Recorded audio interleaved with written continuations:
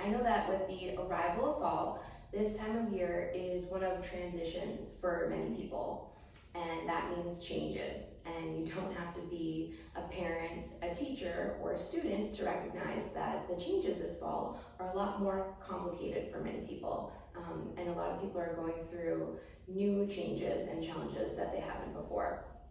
So I thought we could cover an exercise today that I often have my clients tell me is a goal of theirs, and maybe not right away, but after we've been working together for a few months, they'll often almost confess that they've always wanted to be able to do one of these, but they never have successfully, or they could a long time ago and they can't anymore.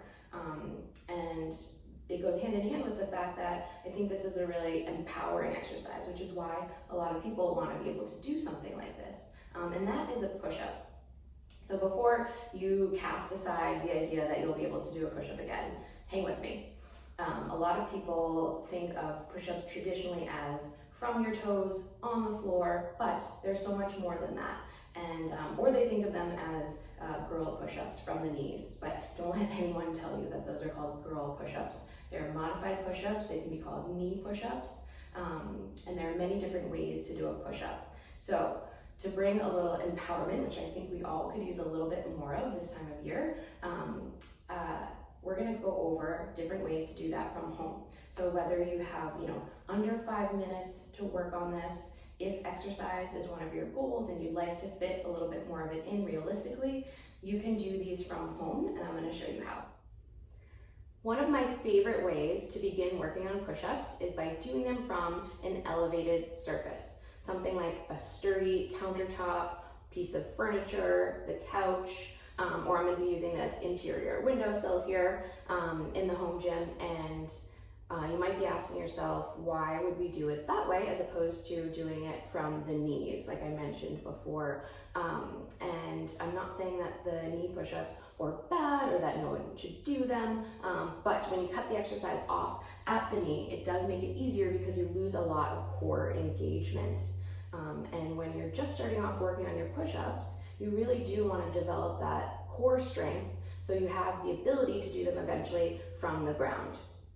So elevated push-ups will accomplish that. The higher the surface is, the easier the exercise will be. So starting somewhere between, say waist and chest height is probably going to be a good way to start for a lot of people. And as you get stronger at these, you're going to use a surface that's lower and eventually be able to do them from the ground. Before we jump in, I just wanted to give you a few considerations to take into account when doing your push-ups. So the first is going to be hand position. A lot of times you'll see people wrapping out their push-ups like this with their elbows flared out to the sides. Not only is that typically for most people not the most shoulder-friendly version, if you think of it from a strength perspective, if you had a heavy door in front of you and it was an emergency, you're trying to bust through it, chances are you wouldn't come at it from this angle, and nor would you come at it from here. So we're going to take a more shoulder-friendly approach by keeping our elbows at 45 degrees away from our body, with our hands a little bit wider than shoulder width apart. This is one of many ways to do this, I know, but it's what I found to work the best for the majority of people, especially when you're learning them as well. And so the second thing we want to look for is the leg positioning. You can use the position of your feet to make the exercise harder or easier. So if you have a surface that's a little bit too high, the exercise feels too easy, bring those feet together, keep them really close, squeeze the inner thighs together. And on the flip side, if you have a surface that's a little too low and the exercise feels too challenging and your form's breaking down, try bringing those feet apart nice and wide. That's going to increase your base of support and essentially make the exercise a little easier. So you can modify it that way. You can also modify it, make it harder or easier by changing the speed. So if you want to make it a little easier, and I wouldn't rush through these, you want to pay attention to your form and make sure it's correct and make sure everything feels okay by doing it at a normal speed. So down for a count of 1, up for a count of 1. But if you want to make it harder, you can start by adding a 3-second lower. Eventually you can add a hold at the bottom, and then after that you could go up for 3 seconds as well. So those are a few things that you can do at home because you might not have, the exact right surface height or a squat rack to do these from, where you can change the height of the barbell. Okay, so we have arm positioning, elbow positioning, we have our legs and how to engage that. Now let's talk about the core as well. So I want you to imagine bracing or engaging your core in a way that feels not like you're zipping up a tight pair of jeans. It's not like sucking it in, but it should feel like you're a soccer goalie and you've got a ball that you can't quite block coming right at your stomach. So think about that, really bracing for that impact.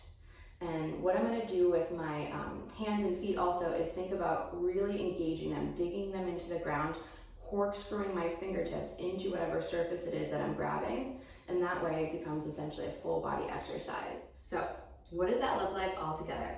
Let me show you. Setting my hands a little wider than shoulder width apart, I'm going to dig my toes into the ground, imagining I'm that soccer goalie, bracing those abs. I'm going to maintain this straight line from toes to ears, as opposed to letting the hips sag or the chin jut forward.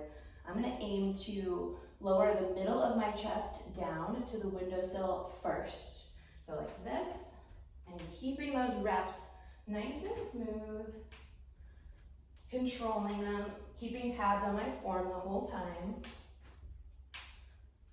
And then at the top, I'm going to make sure that I'm really pushing through all the way and not pushing back with my butt, but getting that last inch or two at the top to really increase the distance between the surface and my chest. And what that does is it helps strengthen the muscles that wrap around our shoulders to keep our shoulders healthy and moving well. Now, if you feel like with all these form considerations, you're not quite doing the push-ups well, what you can do is choose a surface that's a little bit higher until you can maintain that straight line, or keep your elbows down, whatever it is that you're struggling with. Choose that higher surface, bring those legs apart, really work on that form first and feel like you're doing it well before you move down to that lower surface. I hope you have fun trying these out. If you want to post any videos or photos of yourself doing these below, feel free, I would love that. If you have any questions, please let me know. I'll help in any way I can. And thank you so much.